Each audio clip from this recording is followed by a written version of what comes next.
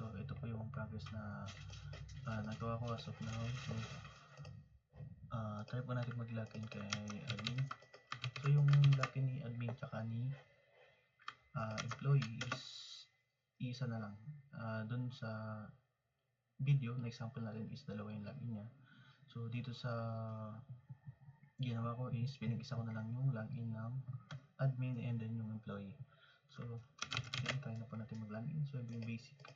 Ayun po yung credential ni admin. So for default, okay, try natin login. So pag login natin, ito yung makikita kay admin, which is yung pinaka homepage niya.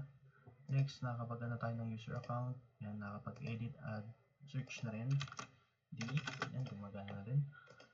Okay, so dito, dahil kailangan natin gawin agad si interest, so ginawa ko na siya, nakakapag-add, edit, delete na rin. So ang tawag niya sa layman's term ng sa development is CRUD, create, update, delete. So in-add na lang natin yung search. So as of now, yun pa lang yung nagagawa natin sa part ni admin. Next, try natin dun sa part ni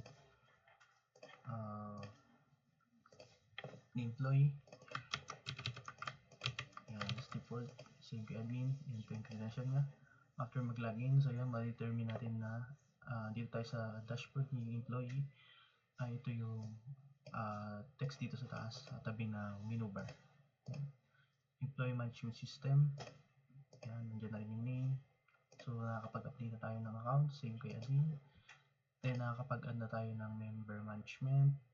And then dito sa borrow money, yan, pwede na tayo mag-borrow money yan. So gumagana na po to.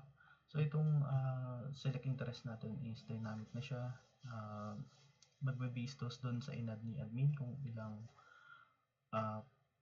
percent yung i-add niya. Okay, so yun, gumagana na yung search. Yung CRUD niya, gumagana na rin. Next, punta tayo sa savings.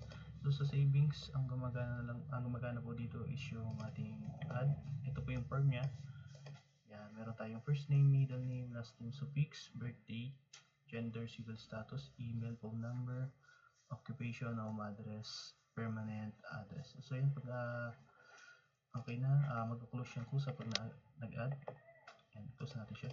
So hindi po gumagana yung ating edit, delete, tsaka yung search. So as of now, yun po yung progress ng system natin, January 28, 2025.